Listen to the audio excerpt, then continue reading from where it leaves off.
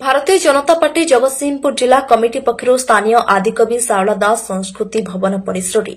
भारत रत्न अटल बिहारी वाजपेयी जन्म शताब्दी समारोह अनुष्ठित हो नृसिंह साहू सभापतित्व में मुख्य अतिथि भाव राज्य शिल्प और दक्षता विकास मंत्री संपत चंद्र साई जोगदे प्रदीप प्रज्वलन कर जन्म शताब्दी समारोह को आनुष्ठानिक भाव उद्घाटन करते मंचासीन अतिथि मान पुष्पगुच्छ उत्तरीय दे समर्थित कर मुख्य वक्ता भाव जगतसिंहपुर सांसद विभू प्रसाद तराई सम्मानित अतिथि जिला बीजेपी सभापति प्रताप कुमार मिश्र पूर्वतन जिला सभापति सत्यव्रत महापात्र आईनजीवी राजकिशोर बेहरा जिला बीजेपी उपसभापति सौभाग्य महांती संजय कुमार महांती सत्यसारथी महांती जगतसिंहपुर पौर परिषद उपाध्यक्ष राजेन्द्र विश्वई प्रमुख जोगदे अटल बिहारी वाजपेयी नीति आदर्श देशवासी अनुप्राणित होगा आह्वान देते। जगतसिंहपुर ज्योतिरंजन परिडा रिपोर्ट चक्रव्यूह न्यूज। आज जगतसिंहपुर जिला भारतीय जनता पार्टी तरफ आज जगतसिंहपुर संस्कृति भवन ठारे अटल जी जन्म शतवार्षिक उपलक्षे आज एटी कार्यक्रम आयोजन करा समस्त जानिचे अटल जी जड़े व्यक्ति नथिले से विचारधारा थिले देश अंत्योदय एवं सुशासन परिकल्पना को लेकी से जो परिकल्पना करथिले आज सारा देश निश्चित भाव नेतृत्व में एक विराट परिवर्तन आसीथिला एवं नेतृत्व आदर्श अनुप्राणित प्रदर्शित पथरे आम जब चलवा निश्चित भाव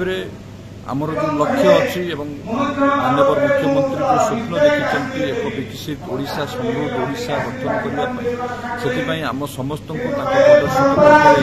चलवार आवश्यकता अच्छी। भारतीय जनता पार्टी कार्यकर्ता समेत बहु पुराना बंधु मैंने भी समस्त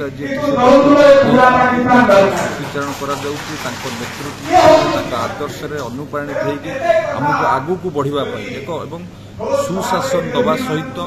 मैंने समाज शेष भाग में बसवास कर अंत्योदय तथा समाज शेष भाग में बसवास कर लोक विकास कथा से जो चिंता करते समय से बहुत किसी योजना करते से चतुर्भुज योजना हो प्रधानमंत्री सड़क योजना हो भारत को परमाणु भौतिक राष्ट्र करने हो जनसंघ आरंभ कर भारतीय जनता पार्टी क्षमता को आसवा पर्यंत गुरुत्वपूर्ण अवदान अच्छी। देश स्वाधीन हवा कतु आरंभ कर जरूरीकालीन परिस्थिति प्रमुख भूमिका से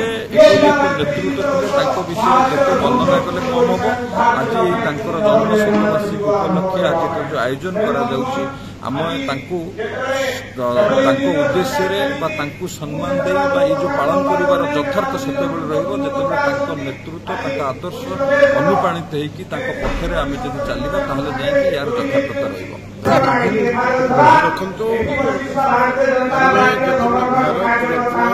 देखो विभूषण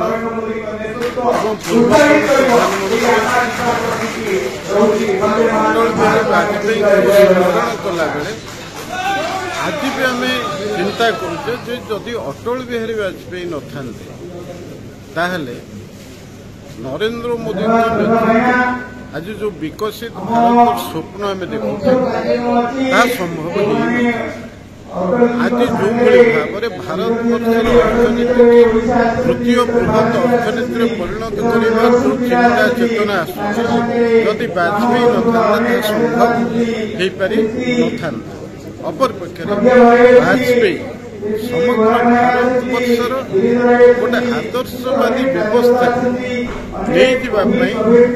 सी पार्लियामेंट भितर पार्लियामेंट बाहर